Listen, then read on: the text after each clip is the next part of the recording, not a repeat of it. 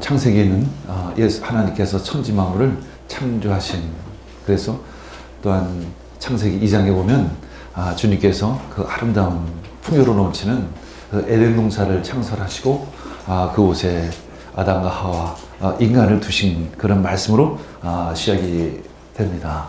그러나 창세기 3장에 들어가서 보면 인간의 죄로 말미암아 하나님과 멀어졌죠. 그리고 결국은 에덴 동산에서 쫓겨날 수밖에 없는, 그 에덴 동산에서 쫓겨났다라는 것은 바로 이 풍요와 이 축복의 삶에서 쫓겨났다는 것과 같은 의미입니다. 그래서 우리는 지금 그러한 질병과 그러한 빈곤과 그 어려움 속에서 살아갈 수밖에 없는 것이죠. 그래서 2000년 전 이때 예수 그리스도께서는 이 땅 가운데 오셨습니다. 말씀이 육신이 되어 우리 가운데 오신 것입니다. 예수님께서는 오셔서 선포하셨습니다. 하나님의 나라, 하나님의 나라가 임했다라고, 때가 찼다, 하나님의 나라가 가까이 왔다, 이렇게 선포하셨습니다. 우리가 니아스 그 땅을 가면 진정 하나님의 나라가 가까이 왔음, 아니 우리 가운데 이미 임했음을 너무나도 경험할 수 있습니다. 오늘 이 시간도 우리는 그 하나님의 나라가 우리들 삶 가운데 내 안에 임했음을 오늘 간증하고 있는 것입니다. 하지만 하나님의 나라가 완전히 이루어진 것은 아닙니다. 그 성취를 향해 그 하나님의 나라는 나아가고 있습니다. 우리는 그 안에 살아가고 있다는 것이죠.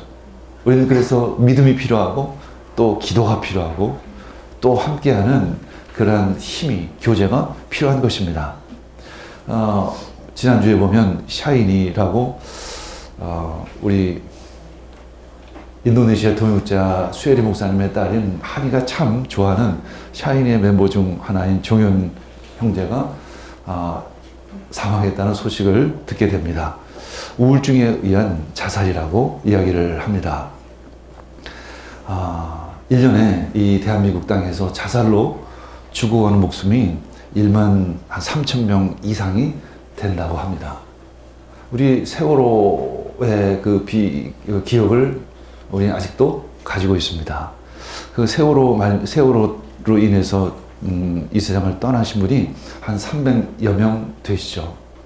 300여 명과 또 한 해 스스로 목숨을 끊는 1만 3천 명 비교를 해보면 1만 3천 명이라는 것은 엄청난 숫자인 것입니다. 한마디로 매년 40개의 세월호의 희생자가 있는 것과 같은 숫자가 되는 것이죠. 왜 우리는 이렇게 잘 살게 되었는데도 행복하지를 않을까? 왜 마음의 평화가 없을까? 왜 우리 끊임없이 이렇게 고통 속에 살아가고 있을까? 어느 통계 조사를 봅니다. 우리 대한민국 사람들이 행복하지 않다라는 것입니다. 경제적으로는 상당한 수준에 올라가 있음에도 불구하고 우리들의 삶은 상당히 힘들고 어렵다라는 것입니다.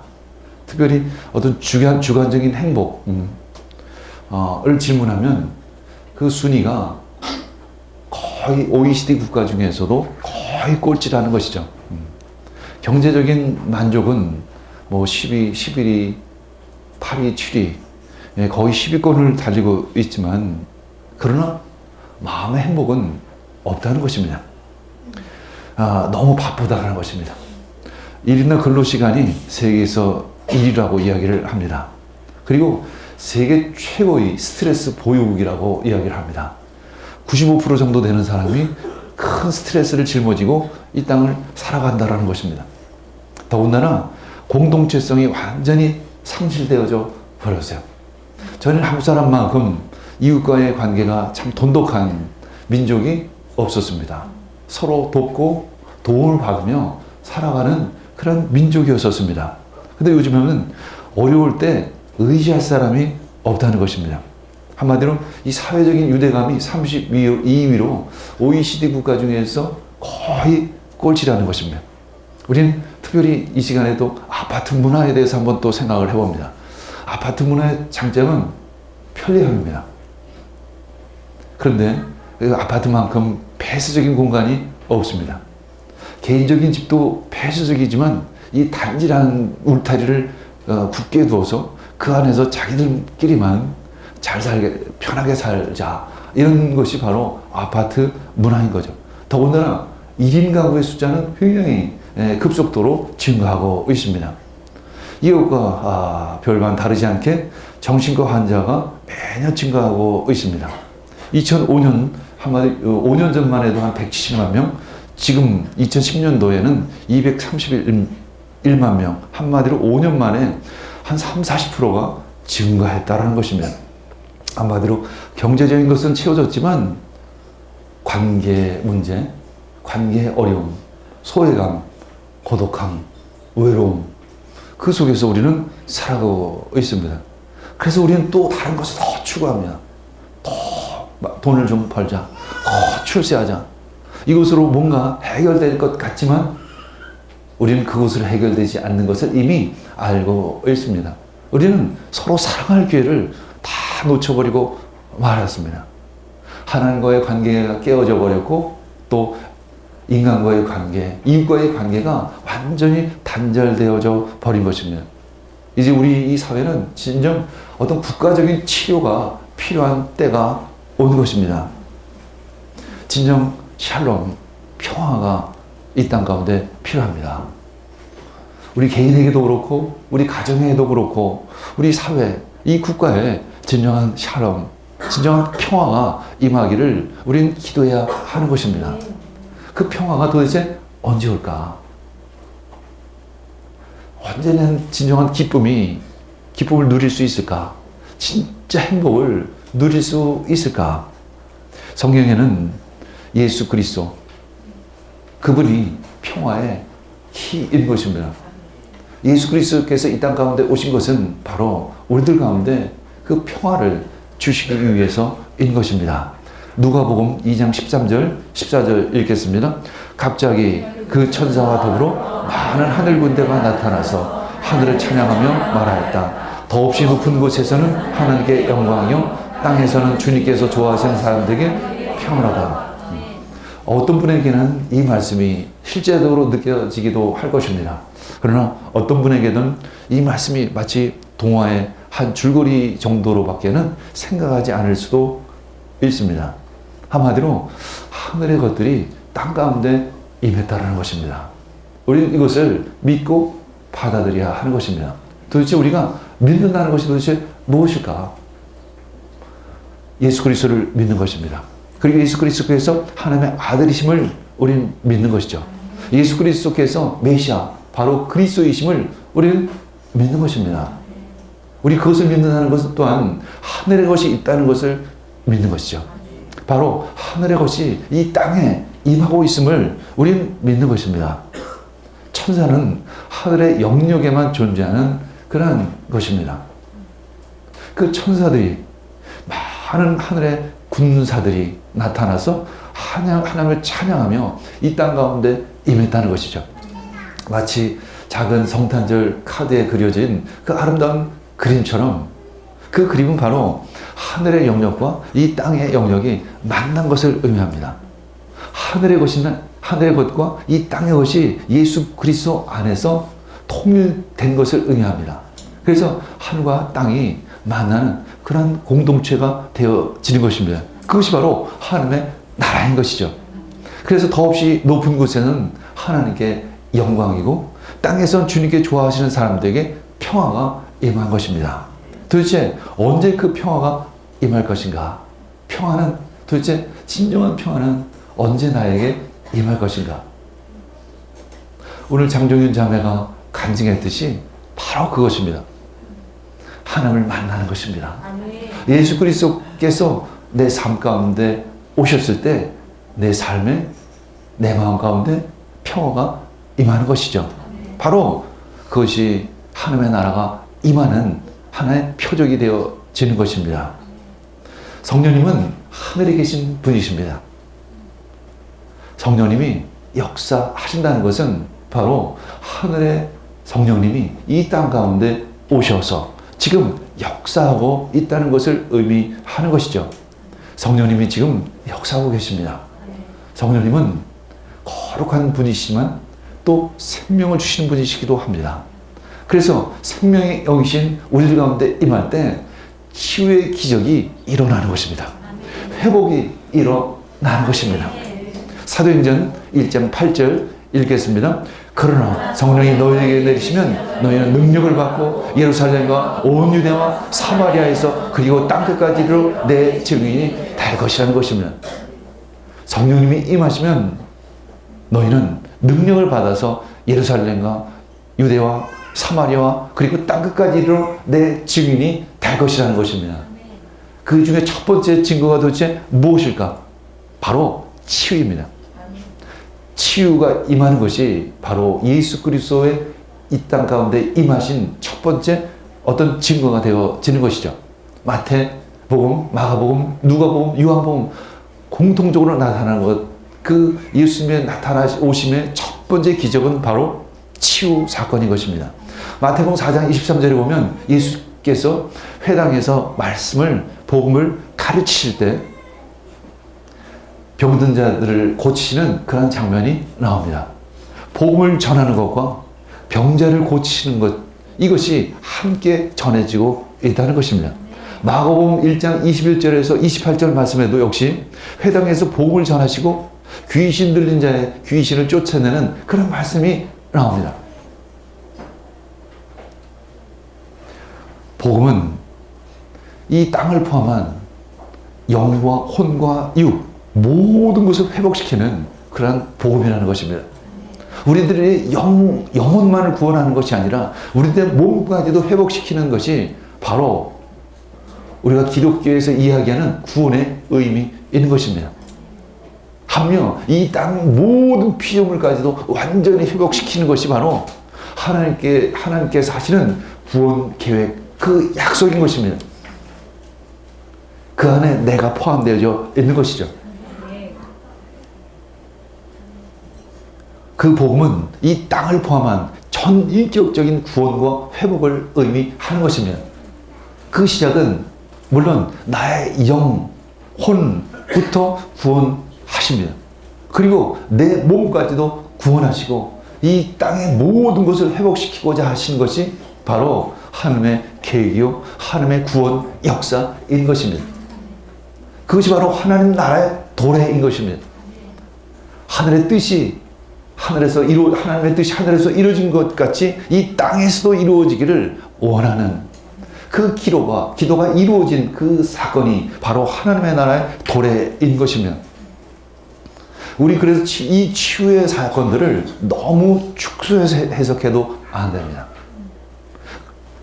누가복음 7장 22절 읽겠습니다. 예수께서 그들에게 이렇게 대답하였다. 너희가 보고 들은 것을 가서 요한에게 알려라. 눈 본 사람이 다시 보고 다리 저는 사람이 걷고 나병 환자가 깨끗해지고 귀 먹은 사람이 듣고 죽은 사람이 살아나고 가난한 사람이 복음을 듣는다는 것입니다. 세례 요한의 제자들이 자신의 제자들을 불러서 예수님께 보냅니다. 그리고 이런 질문을 전합니다. 당신이 우리가 기다리고 있었던 그 메시아이십니까? 이런 질문을 예수님께 했던 것입니다. 그것에 대한 답이 바로 오늘 누가복음 7장 22절의 말씀인 것입니다. 예수님께서 그 제자들을 통해서 세례 요한에게 전하라는 것입니다. 바로 지금 너희가 보고 들은 것, 그 세례 요한이 그 예수님을 찾아왔을 때 역시 치유의 사건, 치유의 기적이 일어났을 바로 그때였었습니다. 그러면서 예수님께서는 그 제자들에게 이야기하는 거죠. 지금 보았던 바로 이것, 이 사건, 너희가 보고 들은 것을 가서 너희 스승인 요한에게 전해라. 눈 본 사람이 다시 보게 되고 다리 저는 사람이 걷고 나병 환자가 깨끗해지고 귀 먹은 자의 귀가 열리고 죽은 사람이 살아나고 가난한 사람들에게 복음이 전해진다는 것입니다. 이것이 바로 예수님의 그 메시아적 사명, 바로 그것이라는 것입니다.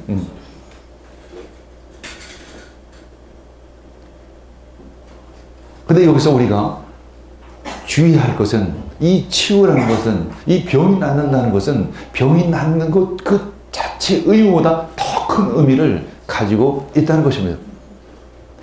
우리는 그런 질문을 할 수 있습니다. 예수님께서 2000년 전에 오셔서 그 많은 병자들을 고치셨는데 왜 아직도 병자가 있을까?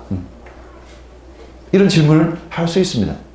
그 많은 사역자들이 그 치유 사역을 했음에도 불구하고 이 땅에는 많은 질병이 아직 있다는 것입니다. 그 치유 사건은 하나님 나라에 이 땅 가운데 임했다라는 것은, 임했다라는 어떤 표적이 되어지는 것입니다. 그것은 하나의 가르침이 되어지는 것이죠. 그 병고침을 통해서 하나님 나라를 보라는 것입니다. 병고침 자체도 의미가 있지만, 그 개인적인 굉장히 의미가 있지만, 그것을 통해서 하나님의 나라를 볼 수 있어야 한다는 것이죠. 그리고 하나님 나라가 도대체 어떤 나라인지를 우리는 너희들이 깨달아 알아라. 바로 그 말씀인 것입니다.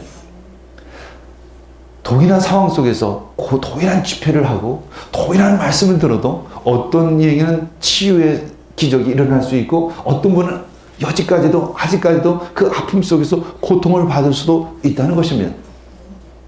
그럼 도대체 왜 어떤 이에는 그 치유의 역사가 일어나고 왜 나에게는 그런 일이 일어나지를 않을까? 이런 질문을 할 수 있습니다. 하나님 이 땅 가운데 모든 세상 사람들, 아픈 사람들 지금 이 순간 다 나아라. 이것이 하나님의 계획이 아니라 그 회복되어진 것을 통해서 하나님 나라를 구하라는 것입니다. 하나님 나라를 향해 가라는 것입니다. 영어의 홀리와 독일어의 헤일리그는 같은 어원을 가지고 있습니다. 그리고 홀, 전체, 온전함, 이것이 같은 어원을 가지고 있다는 것입니다. 한마디로 거룩함과 이 홀이라는, 온전함이라는 단어는 같은 어원을 가지고 있다는 것이죠. 그래서 거룩한 것이 바로 온전한 것이라는 것입니다. 온전한 것이 바로 손상받지 않은 것이 바로 건강한 것이라는 것입니다. 우리는 그것을 향해 나아가고 있는 것입니다. 우리 영혼이 구원받았습니다. 그리고 몸까지도 회복되어질 것을 소망하며 앞으로 전진하며 신앙의 여정을 나아가는 것입니다. 이미 우리들에게 생명의 영이 임했습니다. 생명의 봄이 시작이 됐습니다. 때가 되면 그 씨가 싹을 맺을 것입니다. 때가 되면 가지가 될 것입니다. 때가 되면 열매가 맺혀질 것입니다. 우리는 그것을 소망하며 마치 농부가 씨 하나를 심듯이 그것을 소망하며 우리는 씨앗을 심는 것입니다. 씨앗은 바로 믿음인 것입니다. 믿음의 씨앗을 우리는 지금 심는 것이죠. 그래서 죽을 몸이 생명을 얻는 것입니다. 로마서 8장 11절을 보면 너희 썩어서 죽을 몸도 때가 되면 그 날이 오면 다시 회복될 것을 소망하라는 것입니다. 우리들이 영이 구원받고 우리들의 마음이 회복되어지고 더 나아가서 우리들의 몸도 구원될 것을 우리는 소망하고 있는 것입니다. 우리는 그 도상 가운데 있는 것입니다. 우리는 그 길을 향해 나아가고 있는 것이죠. 그리고 그것으로 끝나는 것이 아니라 이 땅의 회복, 이 저주받은 모든 땅이 회복되어질 것을 우리는 기도하는 것입니다. 우리 말이 됩니까? 1년에 1만 3천 명 자살로 목숨을 잃는다는 것입니다. 한번 상상을 해보시기 바랍니다. 그게 상상이 가는 숫자입니까? 1년에 세월호 사망자 숫자가 40배 되는 숫자가 스스로 목숨을 끊는다는 것입니다. 도대체 이게 어찌된 일입니까? 제가 어렸을 때 초등학교 다닐 때 그런 얘기를 했어요. 스위스 사람들은 그렇게 잘 사는데 거기 자살률이 세계 1위래. 뭐 그런 이야기를 나눈 기억이 있습니다. 그런데 지금 우리나라가 그 자살률이 세계 1위가 되어버리고 말았습니다. 도대체 이게 어디서부터 문제일까? 그게 남의 문제일까? 나와는 전혀 상관이 없는 일일까? 아닙니다. 우리는 그 공동체 안에 지금 살고 있다는 것입니다. 우리는 그런 풍조 안에 살고 있다는 것이죠. 우리는 그 분위기 안에 살고 있다는 것입니다. 어쩌면 우리 모두는 지금 정신적인 질병 가운데 살아가고 있는지도 모릅니다. 그래서 4명 중에 1명이 우울증에 빠져 있다라고 하는 것이죠.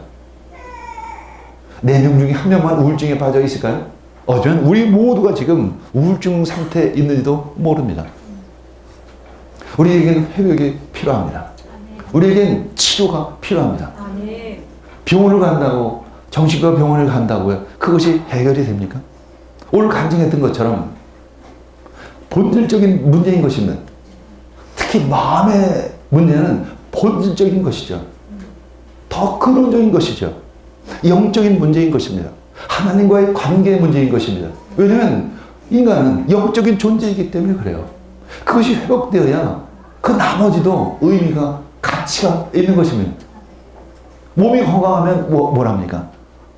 마음이 무너지고 마음이 썩어가고 있으면 몸이 건강해도 별 의미가 없습니다. 돈이 아무리 많으면 뭐합니까? 마음이 불행하고 마음이 행복하지 않으면 도무지 의미가 없다는 것이죠. 도대체 근본적인 이유가 도대체 무엇일까? 영적인 것이라는 것입니다. 우리가 하나님을 만나지를 못해서 그런 것입니다. 주님, 우리 가운데 오시옵소서. 성령님 오셔서 치유의 영으로 임하시길 원합니다. 생명의 영으로 임하시길 원합니다. 우리는 그런 기도를 해야 하는 것이죠. 우리 김용기 장로님 역시 거의 죽을 지경 가운데 그 생명의 영, 그 경험을 하게 되어져서 그 죽음과 질병으로부터 해방을 경험합니다. 그래서 그 김용기 장로님의 아버님대로부터 우리 기독교 가정이 될 수 있었던 것이죠. 그래서 그 김용기 장로님은 그 성령의 능력, 생명의 영의 힘을 알았던 것입니다. 그래서 하루에 4시간씩 기도하며 노동을 하며 이 땅 가운데 에덴 동산이 회복되어질 것을 기대하며 소망하며 이 가나안 운동을 펼친 것입니다. 시편 104편 21, 29절에 30절 읽겠습니다. 주께서 낯을 숨기신 즉 저희가 떨고 주께서 저희 호흡을 취하신 즉 저희가 죽어 본 흙으로 돌아가나이다. 주의 영을 보내어 저희를 창조하사 지면을 새롭게 하시나이다. 그 김용기 장로님의 꿈에 대한 이야기를 다시 한번 전합니다. 내가 건설하려는 마을은 오국이 익어가며 과수의 꽃이 만발하고 벌과 나비가 춤을 추고 집집마다 젖자는 양이 있고 교회가 있고 마을 사람들은 모두 형제가 되어 하나님을 믿고 모두가 근로하며 생산함으로써 정신적으로 풍부한 생활을 영위하고 하나님을 공경함으로써 정신적, 영적 안위를 얻을 수 있는 에덴 동산의 재현을 나는 꿈꾸고 있다는 것입니다. 이건 단지 김용기 장로님의 꿈만이 아니라 우리 모두가 꿈꾸는 그런 꿈인 것입니다. 우리는 다들 행복하기를 원합니다. 우리는 다들 잘 살기를 원합니다. 그러나 그 방법이 단지 뭔가 좀 잘못됐다는 것이죠. 좀 한쪽으로 치우쳤다는 것을 의미합니다. 이 김용정 장로님의 꿈은 온전한 꿈이라는 것입니다. 돈 10억 있으면 난 잘 살 수 있을 터인데, 내가 건강만 하면 내가 잘 살 수 있을 터인데, 내가 좀 더 출세하면 좀 행복할 수 있을 터인데, 내가 좋은 직장을 가지고 있으면 행복할 터인데, 물론 다 중요합니다. 그러나 그 모든 것이 골고루 다 갖춰져 있어야 한다는 것입니다. 어쩌면 부하게 사는 것보다 부족함이 없이 살기를 원하는 그 기도 제목이 더 가치 있는 기도 제목일 수 있습니다. 우린 기도를 잘해야 합니다. 엄청나게 잘 살게 해주시옵소서.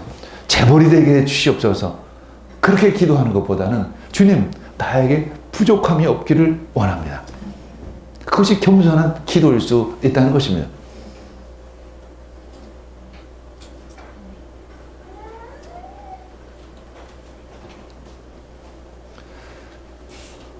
아담과 하와가 살고 있었던 그 땅은 낙원이었습니다. 에덴 동산과 같은 그런 아름다운, 조금 더 부족함이 없는 아주 온전한 땅이었습니다. 풍부한 열매와 번영이 있고 건강하고 활기가 넘치는 곳, 그리고 하나님의 임재로 가득한 곳. 우리는 그곳을 한번 상상해 보시기를 바랍니다. 우리가 어쩌면 오늘 저녁 때 성탄절 전야 축제를 하는 것도 그러한 것을 꾸며 준비하고 있는 것이죠. 그리고 그래서 음식도 준비하고 어떤 잔치의 프로그램도 준비하고 찬양도 준비하고 스키 드라마, 드라마 이런 것들을 준비하는 것입니다. 이런 것들을 통해서 한번 그 천국을 한번 그려보고 싶다라는 것입니다. 우리는 그런 꿈을 가지고 있습니다. 그러나 그것은 단순한 프로그램이 아니라 단순한 이벤트가 아니라 우리들의 삶을 통해서 그것을 만들어가야 하는 것입니다. 다시 한번 그 아파트에 대해서 좀 이야기를 해봅니다. 저는 개인적으로 잠시 아파트에 살아봤는데 거긴 미안한 얘기지만 살 수가 없더라고요. 그래서 나왔습니다. 나와서 다니는 곳이 주로 부암동, 문화촌, 약수동 이런 옛날 동네에만 이렇게 사는데 그런 지역이 점점 줄어듭니다. 결국 우리는 아파트에서 살 수밖에 없죠. 아파트를 한번 가만히 들여다보시길 바랍니다. 한 20층, 30층짜리 시멘트 공간으로 만들어진 그런 개인집, 그리고 그 높은 울타리로 단지를 만들었습니다. 왜 그랬을까요? 그 안에 있는 공공시설들, 놀이터나 주차장, 그 안에는 작은 공간도 있습니다. 요즘엔 헬스장도 있고, 수영장도 딸려 있습니다. 그 안에는 없는 것이 없습니다. 모든 것이 다 갖춰져 있습니다. 한마디로 이 공공시설들을 사유화하자라는 그런 개념입니다. 그래서 우리끼리 좀 편하게 지내보자라는 것입니다. 출입을 통제합니다. 그래서 외부에서 그 택배 기사가 와서 뭔가 택배를 나눠주려고 해도 그 쉬운 일이 아니죠. 그 안에 접근하는 것이 굉장히 어렵습니다. 고급 아파트로 갈수록 접근성은 떨어집니다. 더 폐쇄적입니다. 통과할 이 영역이 문이 너무나도 많이 있죠. 사회와 단절이 되기 시작을 하는 것입니다. 소통할 수가 없습니다. 외부와 대화할 수가 없어요. 아주 폐쇄적인 하나의 작은 사회가 되어져 버리는 것입니다. 그래서 그 문제 때문에 유럽에서는 그 고층 아파트가 실패를 했었던 것이죠. 유럽에도 아파트가 있긴 해요. 그런 유럽의 아파트는 이 한국의 아파트와는 전혀 다릅니다. 이 세상과 그냥 접해져 있습니다. 사회와 접해져 있습니다. 거기에는 어떤 울타리도 쳐져 있지 않아요. 그리고 기껏해야 4층, 5층, 6층 정도의 높지 않은 그런 아파트 공간들입니다. 이런 아파트 문화는 우리를 점점 외롭게 하는 거죠. 점점 더 고독하게 하는 것입니다. 그리고 세상과 단절해버리는 것입니다. 이웃과의 소통이 완전히 끊어진 그런 삶 가운데 살아가고 있는 것입니다. 이때 우리는 더 복음이 필요한 것입니다. 이때 우리는 더 하나님의 그리스도 예수께서 주시는 그 참 평화가 우리에겐 필요한 것입니다. 그래서 우리는 첫 번째 치유의 중보자가 되어야 하는 것입니다. 우리들 안에는 생명의 영이 담겨져 있습니다. 마치 예루살렘의 그 시몬이 예수 그리스도께서 오실 것을 기도했던 것처럼, 그래서 성전에서 끊임없이 예수님을 보기 전엔 죽지 않을 것이라는 그런 메시지를 받고는 그 성전에서 끊임없이 기도했던 것입니다. 그리고 누가복음 2장 30절에 보면 내 눈이 주님의 구원을 보았나이다. 이제 내가 죽어도 여한이 없습니다. 그리스도께서 이 땅 가운데 오실 것을, 생명의 영이 이 땅 가운데 임할 것을 우리는 기도해야 하는 것입니다. 그리고 우리 두 번째는 우리는 그 치유를 증거해야 하는 것입니다. 그 생명의 영을 증거해야 하는 것입니다. 이 사마리아 여인이 예수 그리스도를 만난 후에 마음이 회복되어졌습니다. 그는 공동체에서 완전히 소외된 그러한 여인이었습니다. 그러나 예수를 만난 후에 그는 물동이를 벌어두고 동네에 들어가서 예수 그리스도를 전하기 시작을 합니다. 요한복음 4장 29절에서 30절 말씀 읽겠습니다. 내가 한 일을 모두 알아맞힌 분이 계십니다. 와서 보십시오. 그분이 그리스도가 아닐까요? 사람들이 동네에서 나와서 예수께로 갔던 것입니다. 치유를 경험한 사람은 또 치유를 선포하는 것입니다. 예수 그리스도를 선포하는 것이죠. 와서 보십시오. 와서 보십시오. 그분이 바로 그리스도이십니다. 그분이 그리스도이십니다. 이때 사람들이 동네에서 몰려와서 그리스도를 다시 만나게 되어지는 것입니다. 그래서 세 번째는 공동체를 회복하게 되어지는 것입니다. 이웃과의 관계가 회복되어지기 시작을 하는 것입니다. 하나님과의 관계의 단절은 이웃과의 관계의 단절로 이어졌습니다. 그리고 이 세상과의 단절로 이어졌던 것이죠. 이것을 거꾸로 뒤집을 수 있는 것이죠. 하나님과의 관계가 회복되어지면 이웃과의 관계도 회복되어지기 시작을 합니다. 가장 먼저 가족 구성원들 간의 대화가 다시 시작할 수 있는 것입니다. 우리가 지금 부모와 자식들이 같이 살고 있지만 이미 대화가 되지 않습니다. 말이 통하지가 않아요. 항상 엇박자이죠. 도대체 왜 말이 통하지 않을까? 엄마는 말합니다. 니네들이 내 말을 안 들어서. 우리 항상 지금 평행선을 긋고 있는 거죠.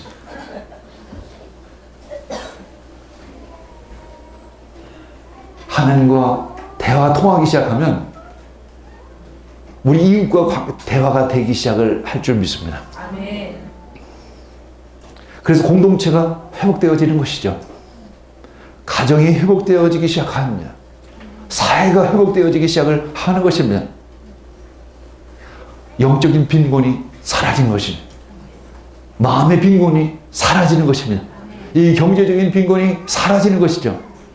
그리고 공동체성이 회복되어지기 시작을 하는 것입니다. 이것이 바로 초대교회의 모습입니다. 초대교회는 가난한 사람이 없었습니다. 왜냐하면 그 안에 선민과 나눔이 있었기 때문에 그런 것이죠. 이웃과의 관계 회복이 시작되어진 것입니다. 그리고 네 번째, 이 개척의 능력을 하나님께서 부어주신 것입니다. 이 땅을 회복시키는 것은 바로 개척의 능력인 것입니다. 이것은 세상을 변화시키는 한 걸음 한 걸음 그 우리들의 발자국이 되어질 것입니다. 영의 구원은 몸의 회복으로 이어질 것입니다. 도대체 이 건강한 몸으로 도대체 무엇할까? 잘 놀러 다닐까? 여행 다닐까? 아니면 쇼핑할까가 아니라 온 땅을 치유하는 그런 운동, 그 사역을 위해 나아가야 하는 것입니다. 그것을 우리는 선교라고 말합니다. 그 선교는 꼭 우리가 선교사가 되어서 외국에 나가는 것을 의미하는 것이 아니라 우리 삶 속에서도 우리는 선교사가 될 수 있습니다. 이 땅의 회복을 위해서, 우리 직장의 회복을 위해서 내가 섬기고 헌신하고 희생할 때 우리는 선교사가 되는 것입니다. 여러분들은 한 사람 한 사람들이 모두 이 땅의 회복을, 하나님의 나라를 구하는 작은 선교사의 사명을 감당하시기를 원합니다. 이것이 바로 주님께서 우리들을 회복시켜 주시고 치유하시는 바로 그 이유인 것입니다. 땅의 회복을 위해, 모든 피조물의 회복을 위해 나아가는 믿음의 사람들이 되기를 원합니다. 우리 함께 기도하겠습니다.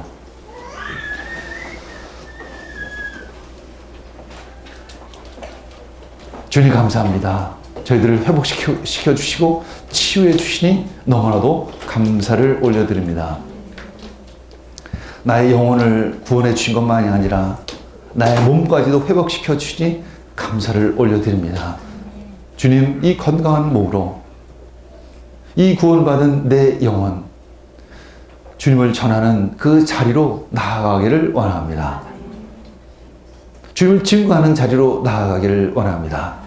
그리고 이 땅을 회복시키고 변화시키는 그런 사역의 전장, 그곳으로 나아가는 우리 한 사람 한 사람 되기를 원합니다. 주님, 성령의 능력을 저희들에게 부어 주시옵소서.